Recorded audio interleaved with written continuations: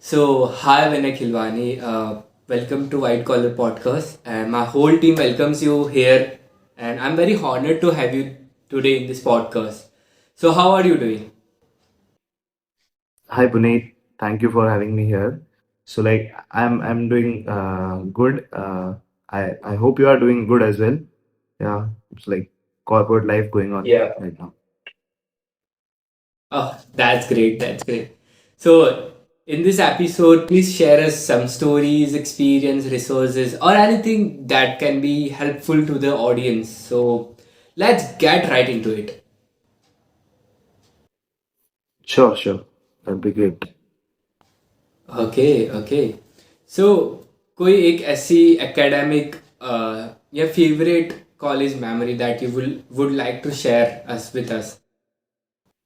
Like I'll say two. One regarding tech stuff and one regarding the college life uh, I had, like the Sure. fun part.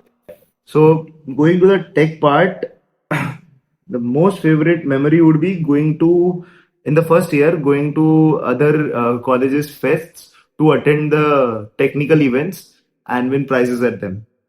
So with my friends as a group. So like Yeah. we picked different colleges, let's say DICT and then Ahmedabad University, Nirma. And during the technical fest, whatever technical event they had, we participated. We we had participated in 13 events in a single day at Vishwakarma College. I don't remember the full name, but yeah, we were there at the college running from one event to another, participating and then reaching the final rounds and just winning there because we were like trying to explore stuff and during this technical fest we enjoyed a lot. So like we kept on going to such fests. So tech wise, or maybe uh, yeah, based on engineering, that would be a very fond and memorable uh, memory. To be very honest, after COVID, we were some friends, like 7 to 8 friends, who kept on going to college, even though the college hadn't opened.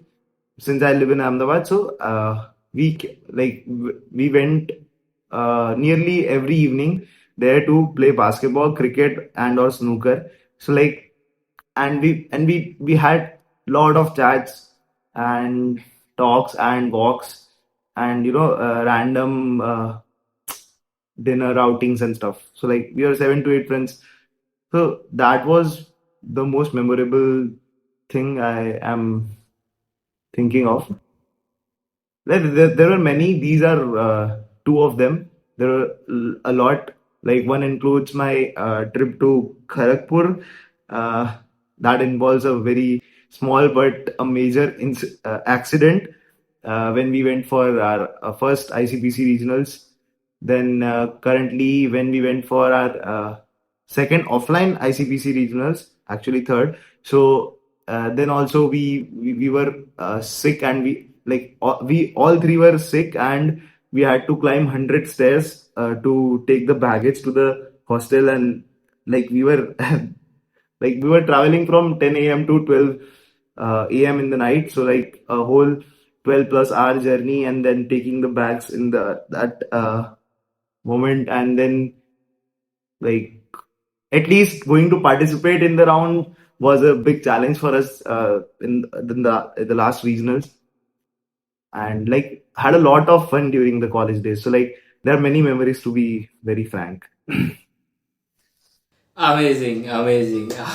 You totally expressed your feelings, what you faced in this 4 year. So, how did you balance your academic and social life in college? Basically, to be very honest, I didn't exactly focus on academics anyhow. Like Don't tell me that you didn't focus on academics because you are gold medalist of the computer science. at many a times that was mere luck. To be very honest, I'll share with you. But like it was like my aim was always to uh, like take the most from every class and not study much after that. So basically, when I say not study much after that, I didn't study after coming back to home. like if there was some test, I did went through some stuff and for quizzes and stuff, if there are some internal assessments going on. So only before that, as the whole class, as everyone studies at the end moment, I was that kind of guy. But yeah, uh, on the other hand, I tried to focus my best in the during the classes, so not to ramp up things at the end. That's what my basic aim was, and it was every time the same, like throughout. To be very honest, I didn't I didn't get any time to separately study if there wasn't anything related, like any thing related that was coming to it, like any quiz or any exam or mid-sem or end-sem. So because the reason was I was in the basketball team, I had to practice there. I was handling two clubs as the president and three clubs as the member of them, and there were many things going on, and I was continuously like trying to upskill myself as an engineer as well. So like for academics, like specifically academics, there was I don't think there was much time to like go for it. So that's why I tried to study and get the most from classes during the classes. Okay. So continue asking from previous talk. You said that you had been involved in many extracurriculum activities. So how did they impact your career and personal life? My journey as a founder and president for the Cubing Club at the university. So before that, I wasn't aware of cubing at all, like speed cubing at all. I was doing cubing at my own pace. I found one guy with the same intensity for cubing as me. So like he taught me many things regarding cubing, and then I started doing speed cubing, and then going on and on. I tried to, because like I was curious how these competitions around the world are organized, that are WCA affiliated. WCA is World Cube Association. So basically, I went to one competition on a solo trip, during a solo trip to Mumbai. That was my first time attending a cubing competition. So then I knew that it's a very systematic event that is happening, and it was very fun. It was very systematic, and I thought how to arrange, and then how to arrange such events, because I didn't find any during when I was exploring around me in Ahmedabad or maybe near Ahmedabad. So I thought, why not, put up an event like that, like which is WC affiliated. So I looked out and stuff, and I contacted people. I tried to, bring the most out of the uh, like out of the knowledge that I got from that first competition regarding organizing part. So then I took the permissions and stuff, and then I was ready to just organize it in the college. Like I was not part of anything till then. So Okay. then when the event was very successful, there were 65 registrations, and at the first WCA competition when I got 65 registrations, I was very amazed by the like by the efforts that I put in for organizing that competition. I got sponsors as well. I So basically, that was a very satisfying event in itself for me. I explored many areas for upskilling myself, and that contained leadership, event management, and many other stuff. Leadership includes like time management, like managing a team, uh, and much more, like basically. So I thought to, when there was a mail roaming around for proposal for new clubs, I thought to start a club for this cubing. So I was like very clear of what I want to do as the club, like what I want to do as the club, and what I want to, explain or, spread regarding cubing at the university. So I was very sure, and I had a very amazing group of 17 people, like 17 friends basically, who are the best family I found out of the like actual family, to be very honest. So like I talked with some of them and like decided to uh, create a club with them as the core members and I being the president. So I was very sure of their skills, and they were amazing at their specific skills. So I knew what to assign to which person and what. So going ahead, I just proposed the club and like going towards the after the club was formed, going towards the events, we started, organizing events at a very good pace, at a very good scale, and the events were very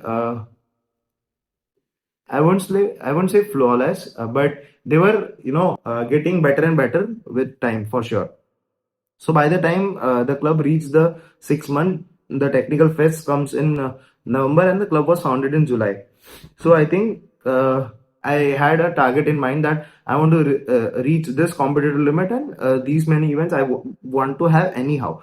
So I was just behind it, like I still know that I slept at 1 in the night and we woke up at 4 to organize things for the next day of the event. There were like the event was for 2 days, so basically organizing stuff from certificates to the very core of it, like the timing sheets and stuff, like it literally including everything. I was just assigning to people and looking over it again and again.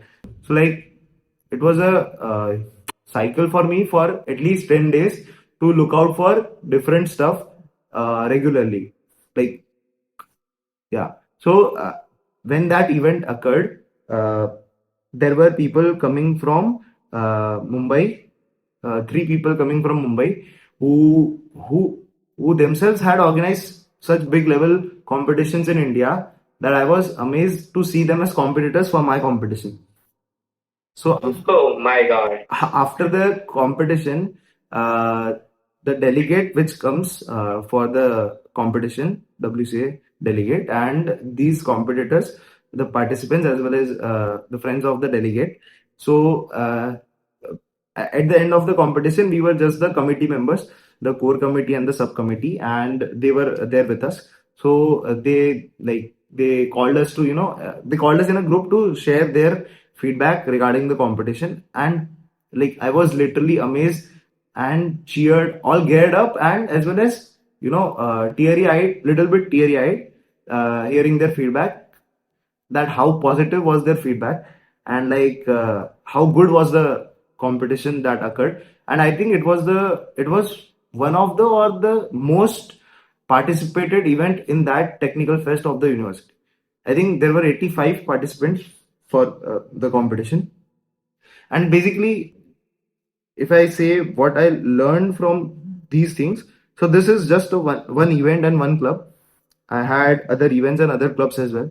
So what I, upskilled myself, the things were basically to how do you understand people better. Basically, when you lead, you can't just put on your views and just get over it. You have to listen and, carefully analyze everyone's views, and just find a way out which satisfies nearly everyone's views. You can't satisfy everyone's views, but you have to nearly satisfy whatever maximum possible is from your end, because that encourages them to justify and put out more viewpoints further ahead, going ahead. So right, that's why I always you know uh, took feedback from my team about that. And this was one point. The other point was how timely you can make things when it comes to you being the leader. Like when you are a leader, you have to make the events. If you are the lead of the event, you have to make the events go in a timely and fluent manner. So you have to look out other things as well. So you need to basically inform your team, and just tell them the correct guidelines for everything.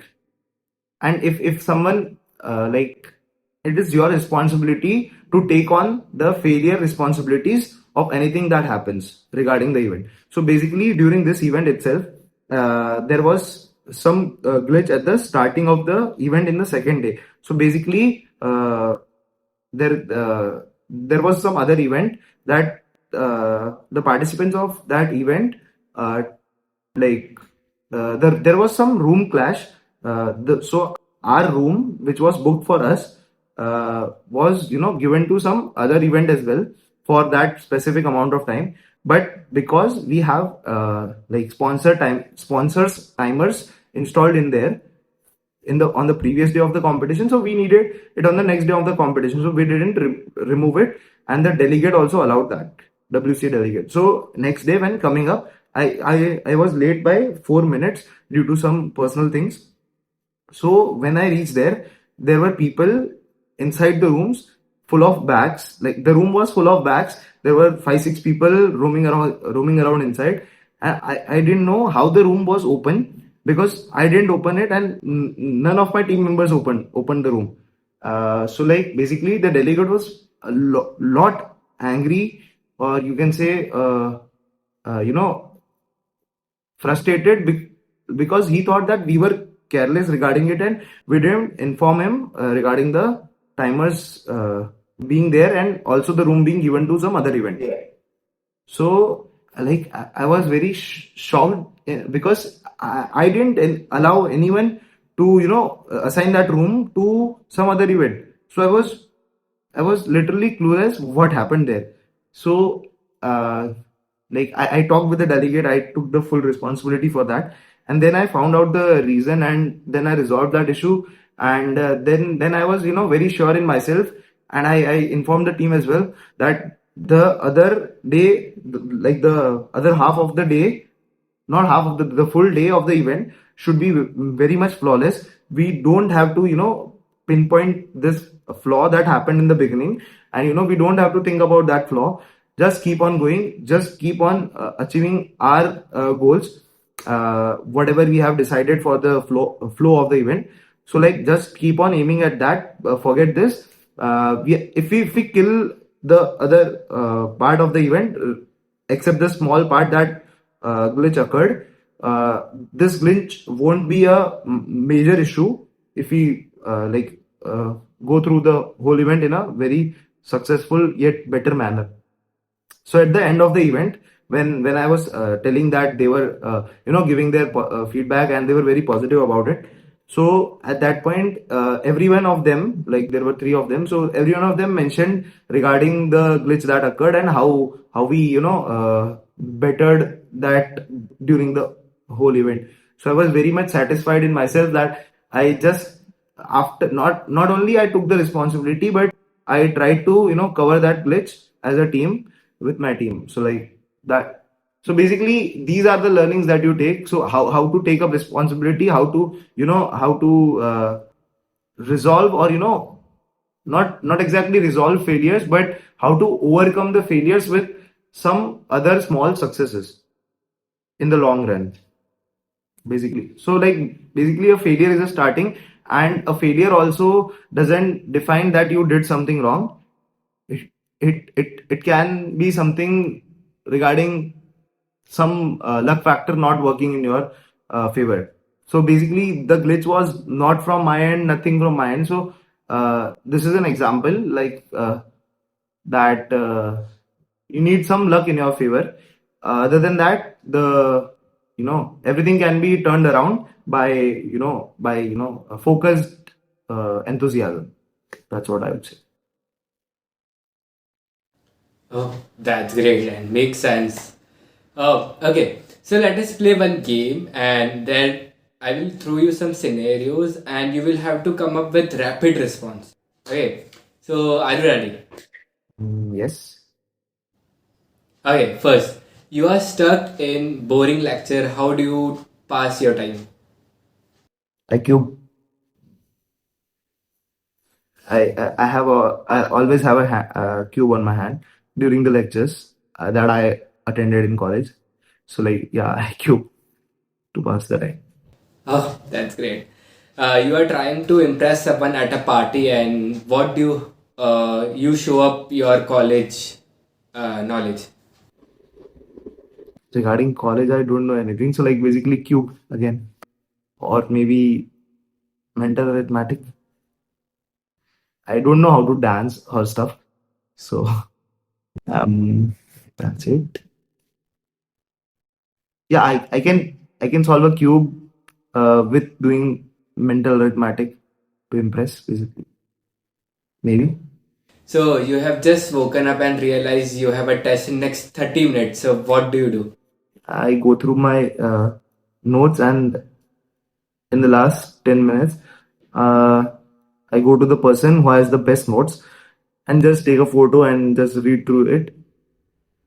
And like if I am very much confident, I won't do anything. If I have regularly attended the lectures carefully, I won't do anything, and I will just go and try my luck out there, from whatever I remember. Just 5 minutes, browse through. Makes sense.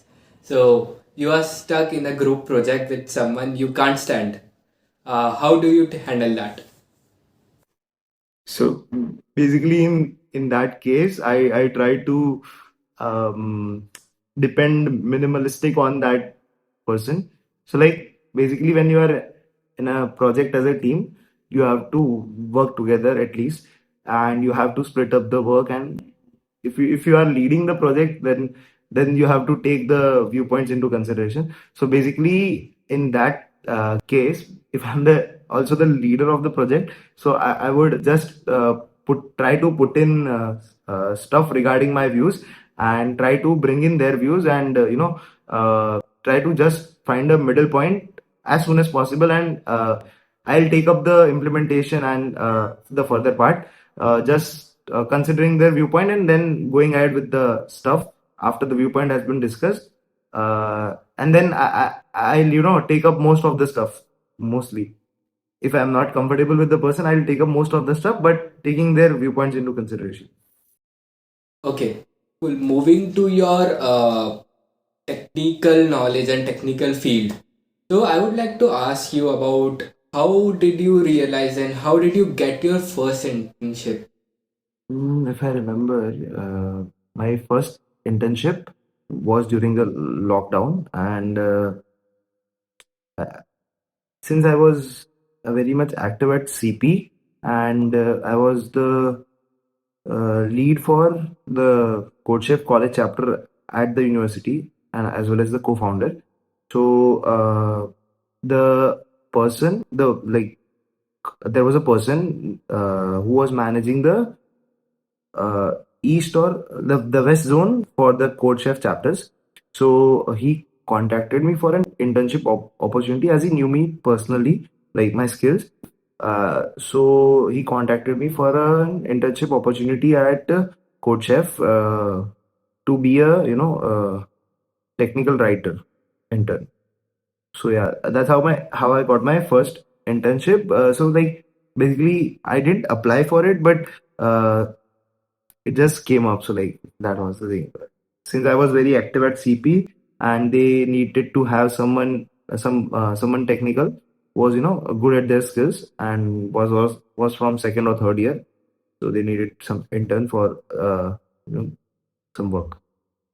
At that point in time, I was in the same team with Arsh Goel. So he was interning with me for some other position in the same team. So we had chatted once. Cool. How was your experience working in first time in corporate world?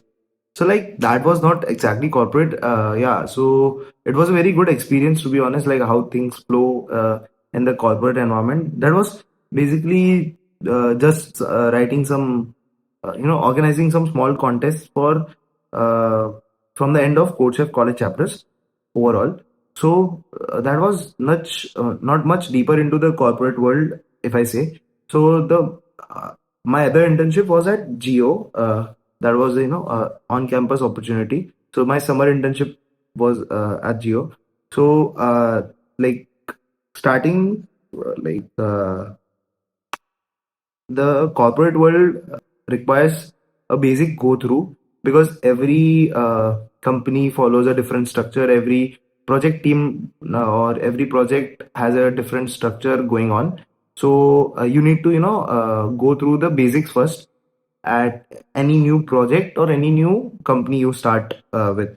So like getting most from those learning phase of 2 weeks during any internship or during any job is the most important part, because if you get through the basics well, then only you will fare well. That was my motto then, and it's my motto currently. So yeah, so going into the corporate world, the first thing is to be very clear and precise, to to have good connections with everyone, and to discuss things better, or more clear. Okay. So let's talk about more about CP, competitive programming, and DSA. How did you focus both, and what ratio we should have to focus for the development or the to improve ourselves to make able to apply in internships and the job for the big giants company? CP, DSA, development. Yeah. So, yeah, if you say, like CP is merely a sport. So basically, it's not a mandate to be a software engineer, or to apply for companies and interviews. So basically, DSA comes as a subset of CP. If you are doing CP at a good level, or actively involved in CP, so the DSA skills come hand in hand if you are doing CP. Otherwise, you will have to improve your DSA skills, or and problem solving skills for doing well at interviews, and they are needed as well in the during the whole engineering journey for an engineer. So apart from that, so basically, as you asked about what percentage should one dedicate for any particular thing, DSA development and stuff. So it depends on how much skilled you are at each skill. Let's say development, open source, or DSA. If you are skilled a little bit more towards DSA, so you should adjust your time according to that. If you are thinking of practicing and preparing for interviews. So basically, if I say about development, there are companies which there are startups who take interviews for particular tech stacks, particular development stack, such as maybe React, because they need some specific person for doing the React part of their project. But the big companies who have many projects going on, and after you are hired, after that the decision is made to assign a team to you or a project to you. So at a comparatively bigger companies, there will be many projects going around. So every project might have a different tech stack involved. So that's why there aren't many specific tech stack interviews going on during the starting days, or in big companies during any level job. So that's it. And like the development is very necessary, to be honest. Not any particular tech stack, I mean, but doing projects is very necessary. Projects are a all in all package. So starting from understanding your uh, clients, and maybe understanding their requirements, and till the implementation part, the backend will involve DSA. You won't exactly feel that it involves DSA, but at some point it will include DSA. It might include DSA, depending upon the project type and the like what it caters. So it involves everything. If it's a team project, it involves team management, time management, how you assign how do you split up each component of the whole project. How do you split up the tasks of that component, and how do you merge them togetherly till you make down a product, till you are ready with the product, and how it will cater to the requirements of the client, and how will you resolve the problems that you are facing along. So it's an all in all package. So basically, if you do good projects, you will know the know-hows of minor details when you are stuck at something during your corporate life. So it definitely projects will help you upskill. So basically, the development involved in that project can be of any type. Mobile development, like app development is what I mean. App, web, ML development, and anything. It can involve anything. And if you want to do or try research regarding cyber security, IoT, Yeah. if you want to try out that, if you want to what I would suggest is try out everything. And projects will involve projects can involve any type of field.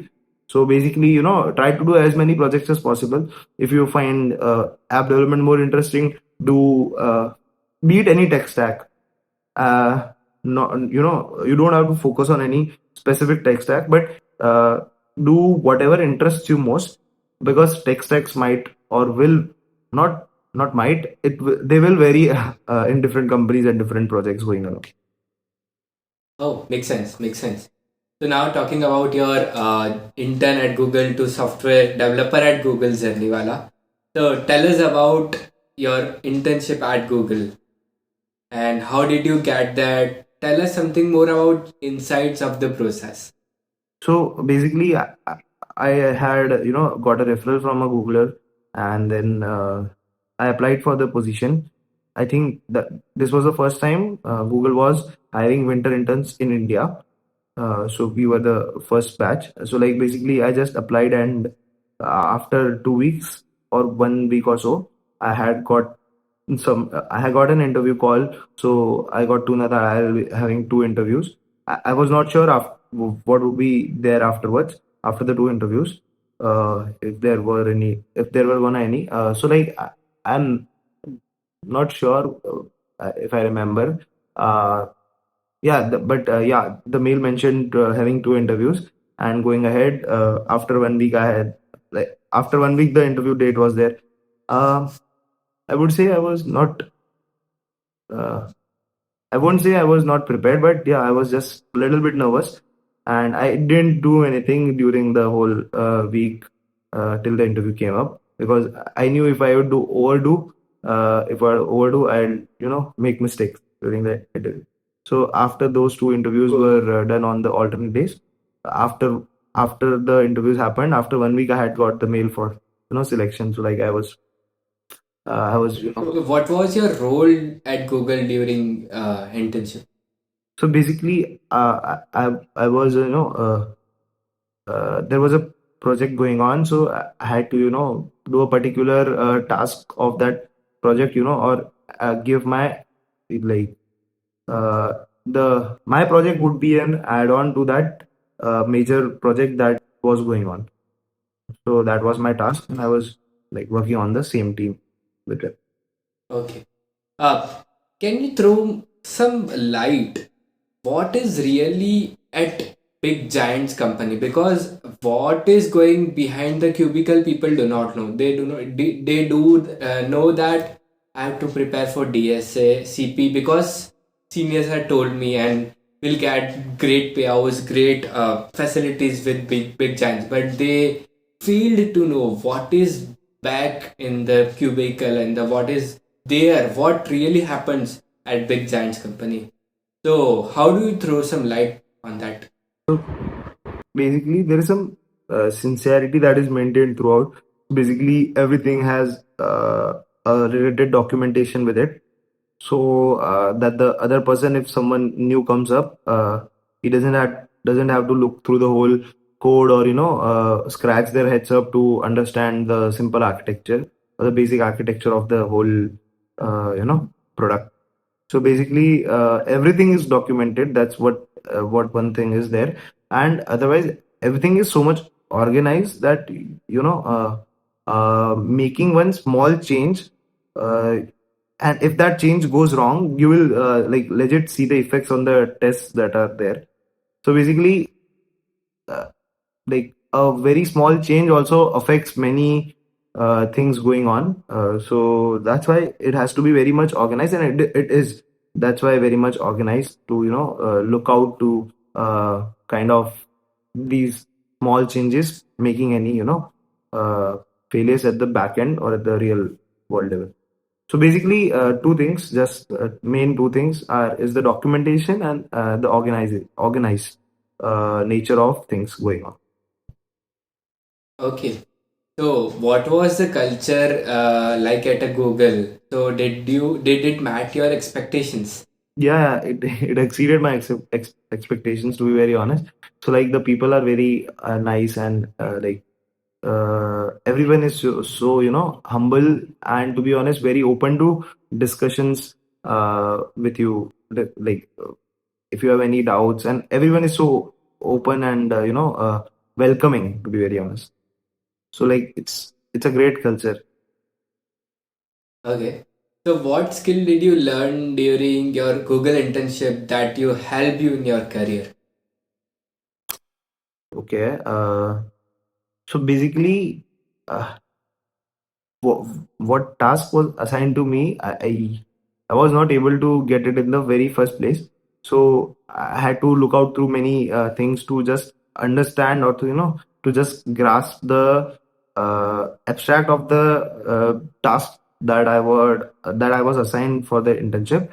So basically, I would say the thing that I learned is how to go, uh, you know how to go deeper into things when you need it the most, and how to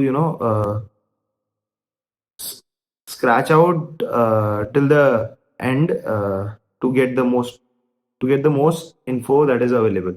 So like internally, it's what I mean is internally. So basically there are internal tools and stuff going on. So like finding out internally how you connect the dots uh, to reach the aim that you are expected to meet. That's what I learned, to be honest. Like connecting the dots, basically. How to connect the dots better when you don't know about anything uh, of for the task that you are being given. Yeah. Hmm, sounds good. So, I think that was all about this episode one, and we will discuss more about your internship to software developer at Google India in the next episode, and we'll explore many how the internship help you to secure this position and how you have grown since joining this company. So stay tuned for the more exciting insights into his journey. So we'll meet you in the next episode. That was all about this episode. Thank you for coming in this episode. Thank you, Vinay. Thank you, Puneet.